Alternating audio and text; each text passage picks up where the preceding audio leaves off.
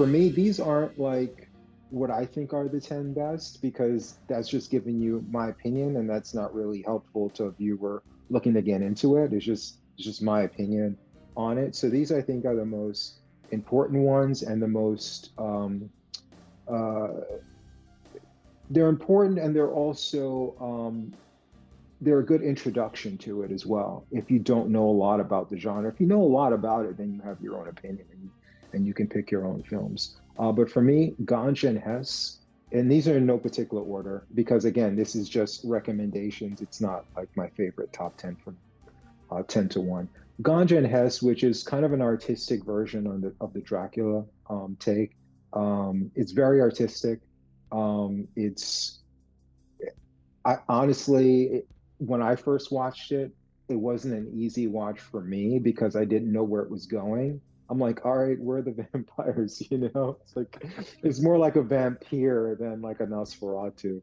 But it's really cool, and I like it, and I think it's a good introduction for someone looking for a little bit more than just schlock.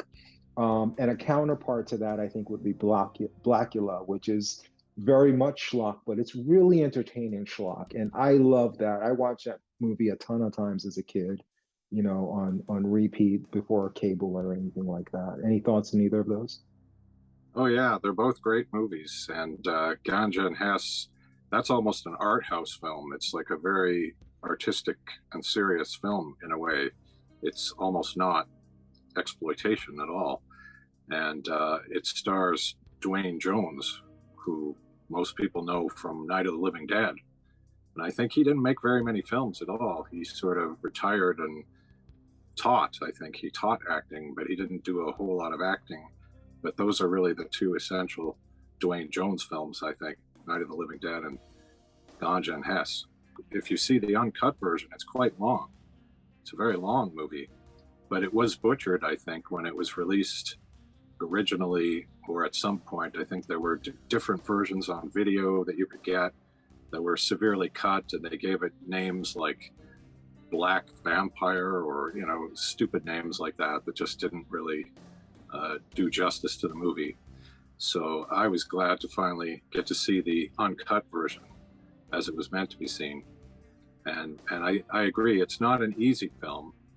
It's not necessarily for everybody, but it's a very good film for people who appreciate more serious and artistic films.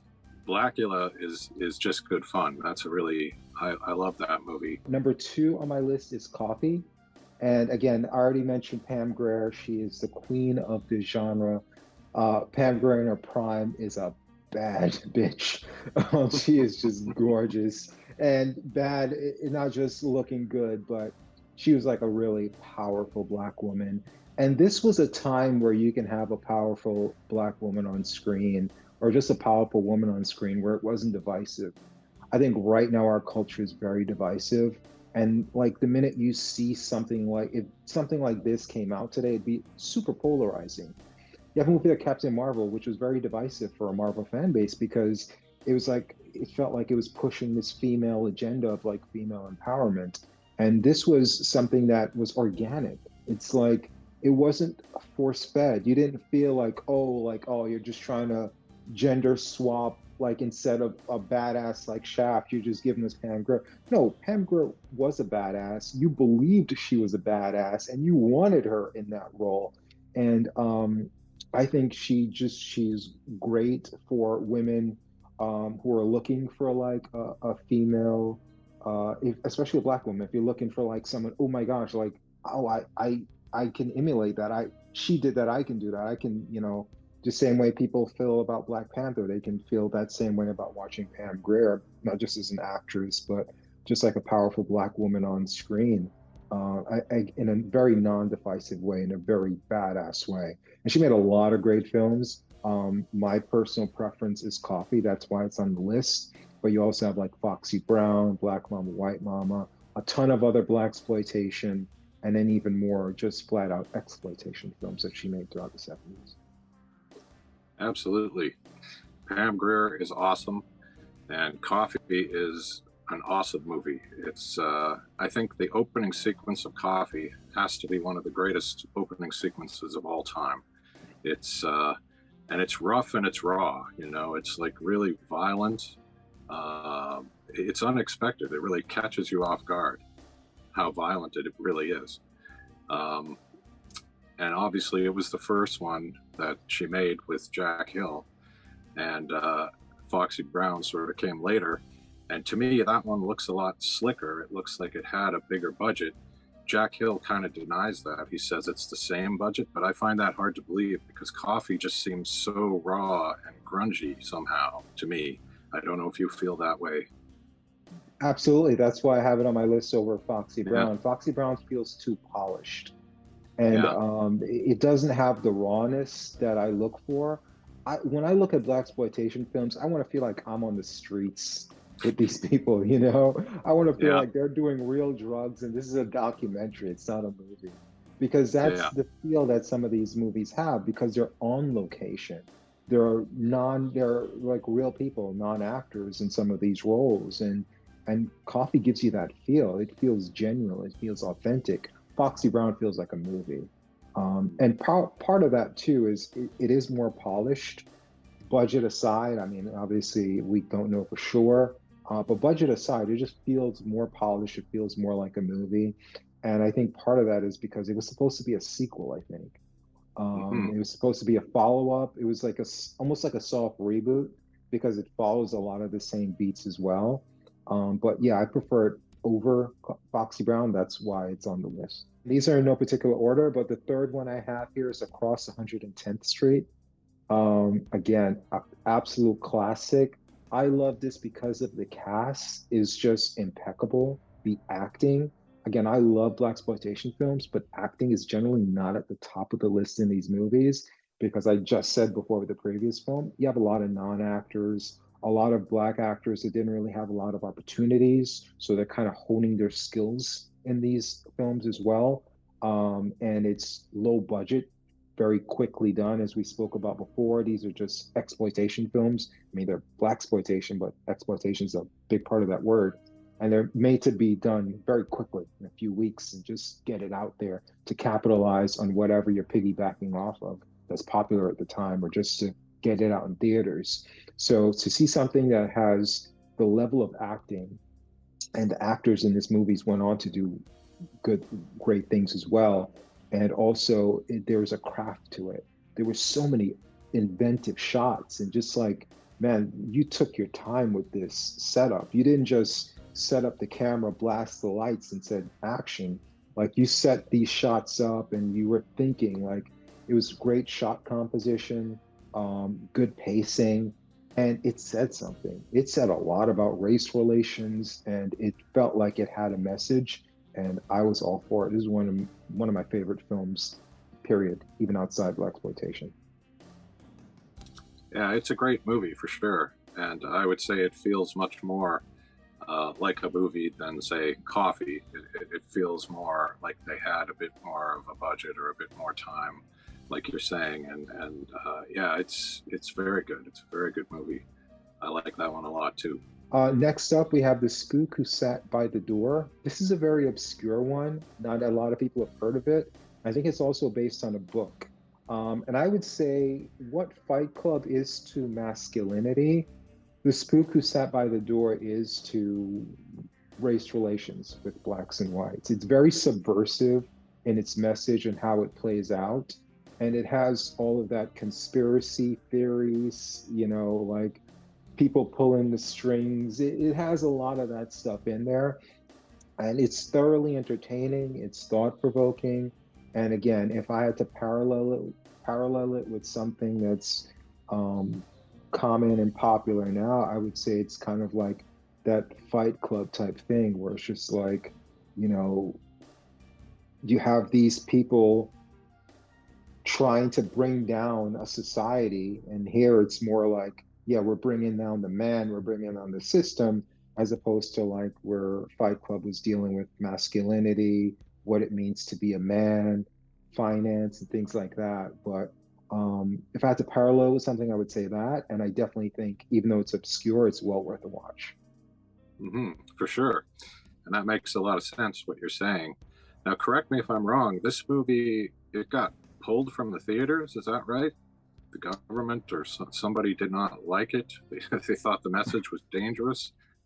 Do you You know know anything what? about that? I don't know anything about that. And even if that wasn't true, that's great to have as part of your movie. The government tried to Yeah, pull this from you, you know? yeah, But no, I didn't read up on it, so I'm not sure about that. yeah. I'll post something Um, on the screen after I research it before I post the video. sure. Yeah, yeah. I think it's something like that. And I don't know. Has it ever been given a decent release on home video? I know it's very obscure, so I would Yeah, say no, it hasn't been getting yeah, a major release. No. yeah. I wonder if that's all part of it somehow. That this movie got kind of pulled out of circulation. I remember seeing a VHS tape many years ago in a bargain bin, and for some reason I can't understand, I didn't buy it, and now I really regret that. I wish I had bought that tape because I've never seen it on DVD. I've never seen a Blu-ray. You can see it online, but they tend to be very bad prints. I don't know. Is that your experience? Have you ever seen a really good print of this film? I have not seen a good print. A friend of mine, who was a big Blaxploitation fan, he is where I got most of the Blaxploitation films I've watched from, and it was a VHS. He did have some Right. DVDs, but that was not a DVD copy. And again, it's super obscure. There's nothing about it based on like a box cover or the cast or anything I heard about the film that would make me watch it. But it's one of those films. It's like, oh my God, I'm so glad I watched this movie. And I think we all have some of those in our memory banks of a movie where it's like, you never heard of it. It doesn't look that appealing. But when you watch it, you're like, holy shit, how do more people not know about this film? And that's kind of how I felt when I watched this one. Yeah, for sure. Yeah, it's definitely a good film that's worth seeing. I would just like it to be released in a nice edition. You know, let's get a nice print of this film out there. I don't know what the story is behind that, Mhm. but certainly very interesting, I'm sure. Yeah, yeah, but definitely not easy to find, but well worth the search. Next up, we have Superfly. This is probably the blaxploitation film I've watched the most, just because I love the character so much. There's so much nuance to the character, and I think it's one of the most financially successful blaxploitation films as well. And it really helped to push the commercial aspects of these films and let Hollywood know, hey, there's money to be made in doing these movies. And it gets more on the crime side and it's more on the message side. And I think it's one of the more controversial ones in that there may be a few that may be more controversial. The Spook Who Sat by the Door, but The Spook was a movie that no one watched. This is when you combined how much it made with how controversial and how much of a deeper message it has. I think this has the best balance of any of these films and maybe any of the blaxploitation films. We are weighing message, depth, and commercial success, and I think that's this has the perfect blend of that. I would say something comparable to this would be Shaft.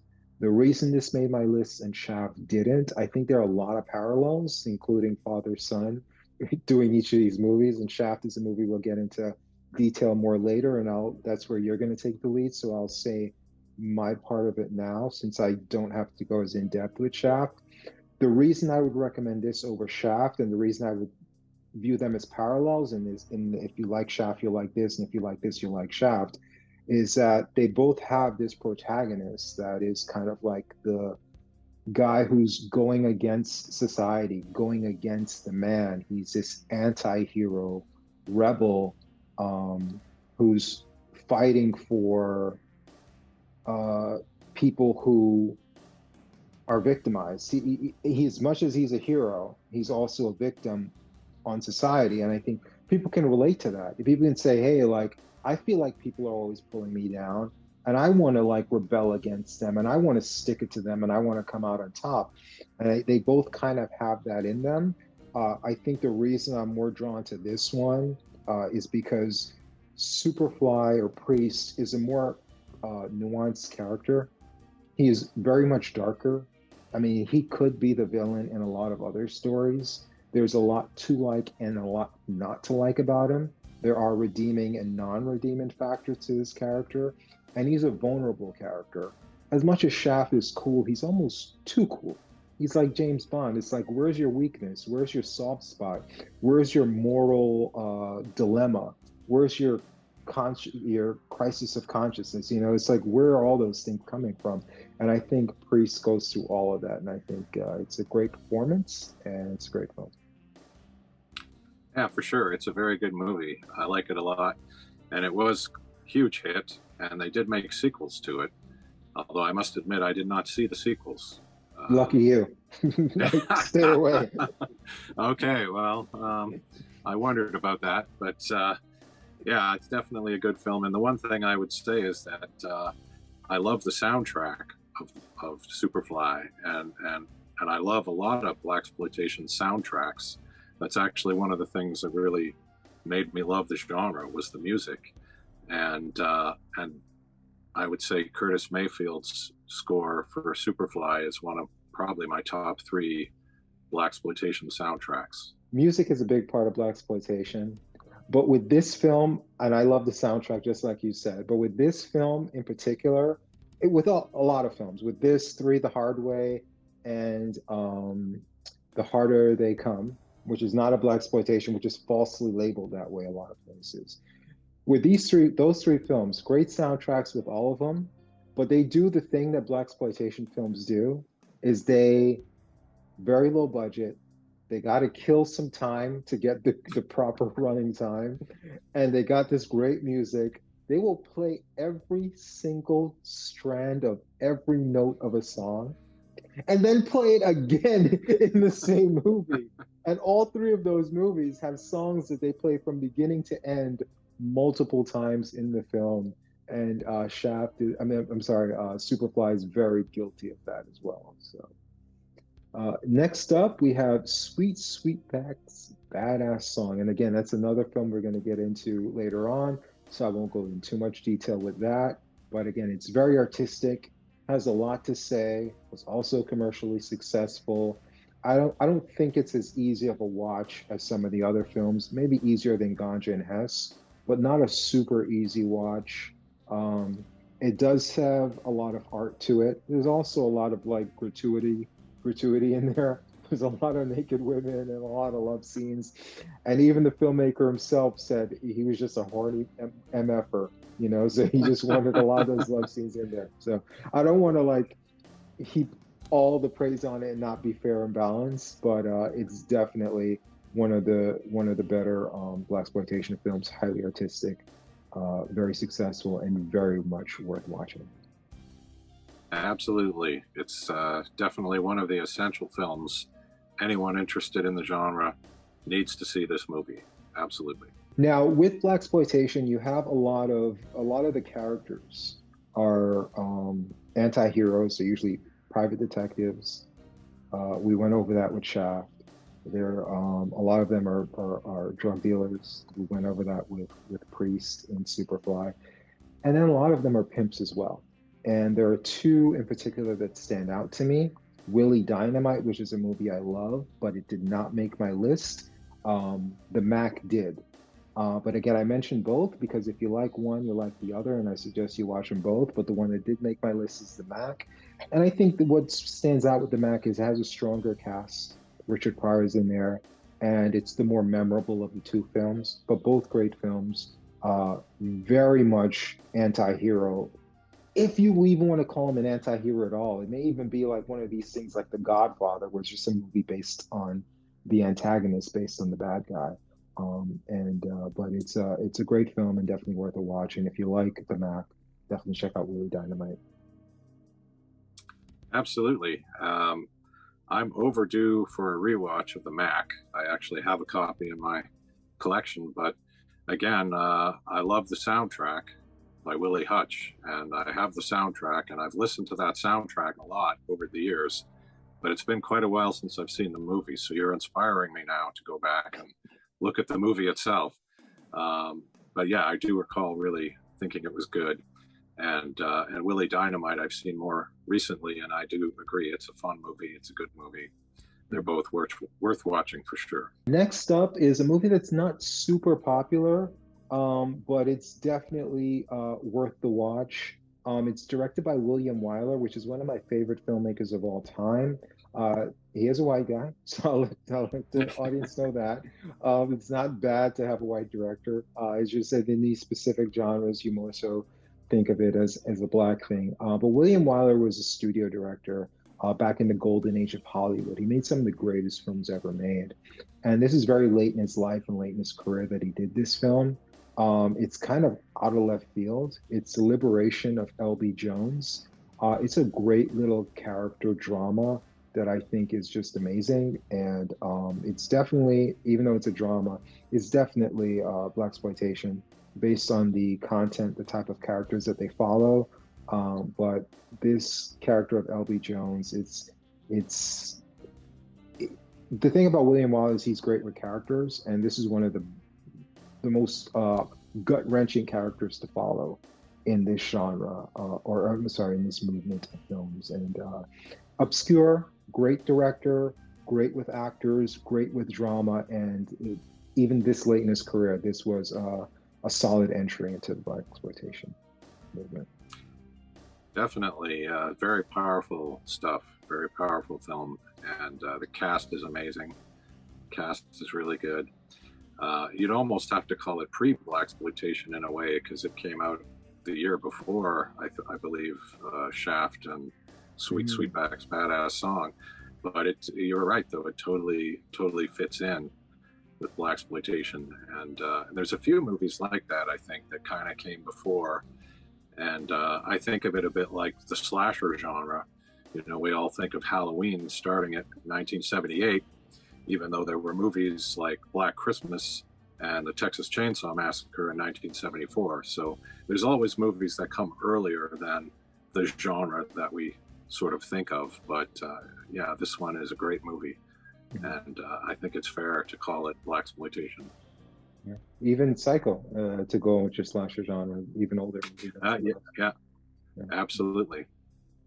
Next up, we have Three the Hard Way. So I could have, this was definitely an action film, commercial film, pop film, not something you're going to take super serious, almost a parody of the genre itself. And it was parodied, and I'm going to get you, sucker.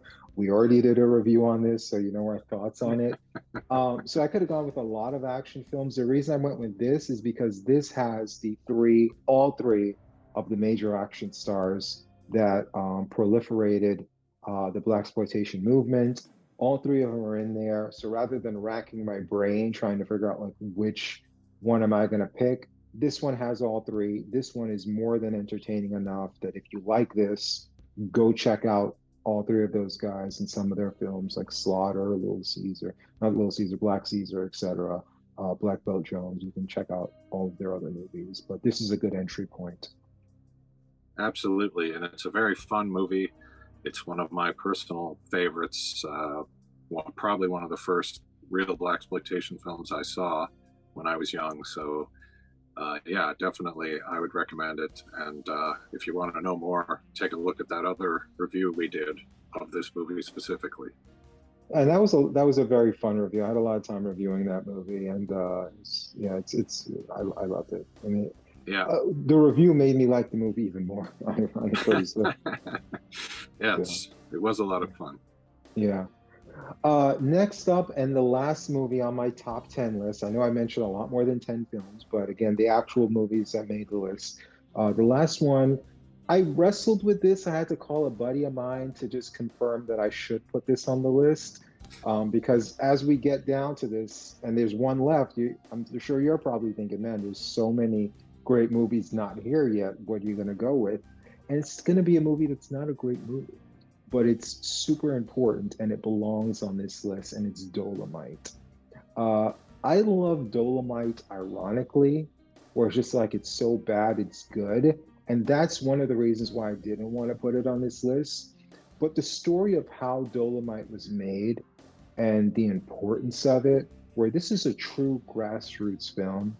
Talk about the fact that there's a lot of white people with money behind a lot of these films. Hollywood is behind a lot of these films. A lot of these films are just put out there copying other movies that were made, just put in black in the title. This was a true grassroots thing where an independent guy went out there, made his own movie, put everything on the line, went city to city promoting it. Don't take my word for it. Eddie Murphy made a movie about this you can watch. But Dolemite is definitely on the list. If you like it, watch more Rudy Ray films, Rudy Moore films, and watch My Name is Dolemite with Eddie Murphy as well, if you like this one. Well, I'm very glad you did put this on the list because I think I said to you, I always have a huge problem trying to come up with any sort of top 5 or top 10 because I get down to about number 7 and I think, oh my God, there's so many other things. How can I get them all on here? And it becomes a real mess. And I also have that same problem of, am I putting on only the films that I think are really great films? Or am I putting on films that I love, even though they're not so great? And Dolemite is exactly the one I was thinking it would have to go on my list, even though it's not a great movie, but it is a really fun movie. It is so much fun. It's one of my personal favorites. I love all of the Rudy Ray Moore films. The first one I saw was actually The Avenging Disco Godfather, and that really turned me on to the whole thing, and I had to collect them all up. And you know, the last time I watched Dolemite, I think within the first 10 seconds, I knew that this was awesome. You know, it does not take long. The minute you see the boom mic, you're like, okay. And I don't think I've ever met anyone who's seen this movie and didn't enjoy it. You know, it's such a fun experience to watch that movie. It has to be on the list for sure. Yeah. So again, if I were to give you a list of my top 10 favorites, some of these movies would not be on the list. But I like all of them. They all represent a different part of the movement. They're all super important, and they're all entry points. That's why I mentioned, like, hey, Shaft isn't on the list. Shaft would be on 9 out of 10 people's list. Well, I give you a reason why, and a movie on the list that if you like, you'll like Shaft. So that's why I try to counterbalance it. Blackula would, you know, but again, I gave you Ganja and Hess. So I didn't want to be too repetitive. I see some of these lists online. They have like 4 Pam Grier movies. It's like, no, you watch one Pam Grier movie. You get the point. If they like it, they'll watch the other Pam Grier movies. So that's kind of the approach I took. But that's my list. I think those are great entry points if you're not super familiar with the genre.